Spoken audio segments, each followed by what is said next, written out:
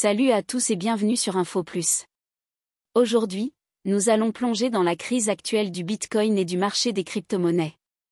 La reine des cryptos connaît une chute vertigineuse, et il est essentiel de comprendre les raisons derrière ce retournement de situation.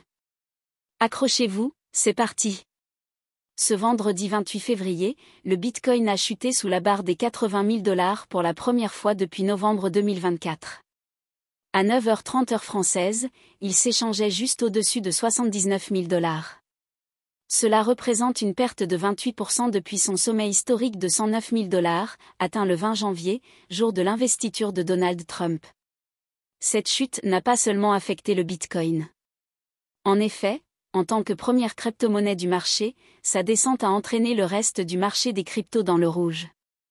L'Ether, par exemple, a perdu 10% en une journée et 23% sur la semaine. Des altcoins tels que Ripple, XRP, Solana et Dogecoin ont également connu des baisses dramatiques, certains dépassant les 26% de pertes sur une semaine. Parmi les facteurs de cette catastrophe, on trouve le piratage récent de 1,5 milliard de $ sur la plateforme CryptoBibi, qui a fragilisé la confiance des investisseurs.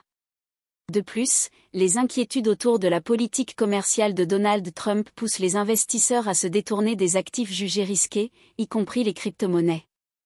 Les analystes estiment que si cette tendance se poursuit, le Bitcoin pourrait descendre vers les 70 000 $, entrant ainsi dans une phase de « bear market » ou marché baissier, marquée par une chute de plus de 20% de la valeur. Mais que signifie vraiment « bear market » ?